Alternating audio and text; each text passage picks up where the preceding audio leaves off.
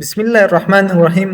څنګه کولی شو چې موږ یو پروګرام ته شارټکټ جوړ کړو؟ نو ډیره اسانه او ایزی طریقه لري. راځئ چې نن په دې ویډیو کې سره زده کړو.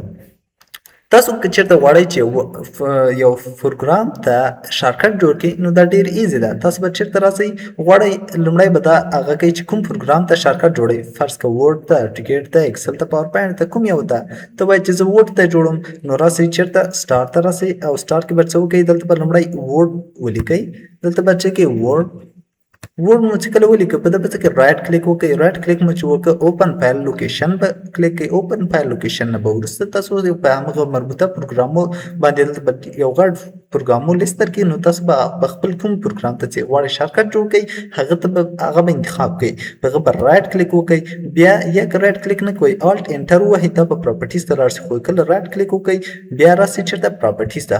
پراپرټیز ته چې کله راغلی نو تاسو دلته به مختلفې چې درکړي منوګانې درکړي. نو تاسو به څه کوئ، شارټکټ منو ته به لاړ شئ. شارټکټ منو کې به دلته به څه وکړئ، شارټکټ کې دا به انتخاب کړئ او ته به دلته هر یو حرف چې ته وغواړې ورکولی سې. مطلب زه غواړم A ورکم، مطلب زه غواړم B ورکم، C ورکم. هر یو حرف ته کولی شي دلته شارټکټ په حیث ورکړې. خو دلته یو شرط دا ده چې کولی شي یو حرف ورکړې، نه داسې دوه درې حرفه چې یو ځای سره ورکړې چې ته غواړې S او D دواړه ورکړې. نه، یو حرف دلته ته ورکولی شي، که A وکړې، B وکړې، هر څه. خو کنټرول الټ ته دا د کمپیوټر له خوا نه ورسره اډ کېږي. همیشه چې کله ته دا پروګرام اوپن کوې نه کنټرول الټ پلس A پلس B پلس C هر څه چې ته یې هغه به ورسره څه کوي، نیسي. ښه، تاسو به دلته کوشش کوئ چې یو پروګرام ته داسې یو شارټکټ ورکړئ چې هغه شارټکټ تاسو نه هیر نه شي.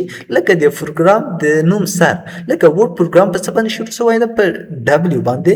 نو تاسو به څه کوئ، دلته ډبلیو ورکوئ. فرق نه کوي که A ورکړئ، B ورکړئ. هغه بیا هم وایم چې فرق نه کوي، خو زه ورکوم ډبلیو په دغه خاطر چې له یاده مې ونه وځي. نو دلته مې ډبلیو ورکړه. کله چې ډبلیو ورکړه دا به څه کوي، اوکې دی کوي او بیا به څه کوي، کنټینیو کوي. کله چې دا کنټینیو کړه اوس به تاسو دلته راسئ ورډ فایل څه کوي، غواړئ شارټکټ لارې خلاص کړئ، کنټرول ونیسه او بل څه کوه، الټ وکړه. کنټرول الټ او بیا ډبلیو، کنټرول الټ ډبلیو ډایرکټ به څه سي، ورډ پروګرام تاسو سره اوپن سي. نو دا و چې څنګه کولی شو یو پروګرام ته شارټکټ ورکړو. یو کس وایي چې زه غواړم یو بل پروګرام ته لکه اټوکیټ ته څنګه شارټکټ ورکړي. راسه دلته په سټارټ ته راسه او سټارټ کې څه وکړه، دلته راسه ورته اټوکیټ ولیکه. اټوکیټ دا ده او په رایټ کلیک وکړه، اوپن فایل لوکیشن ته راسه. اوپن فایل لوکیشن کې لوکیشن پیدا شو، رایټ کلیک وکړه او څه وکړې، پراپرټیز ته راسه. پراپرټیز کې شارټکټ کې ورته ولیکه A ورکړه. کله چې A ورکړه دا څه وکړې، اوکې کړه او کنټینیو کړه.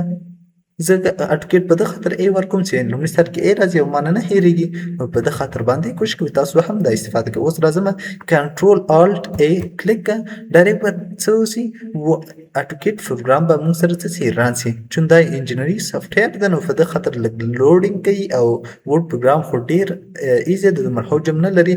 نو نه غواړم چې دا پروګرام ما سره اوپن شي.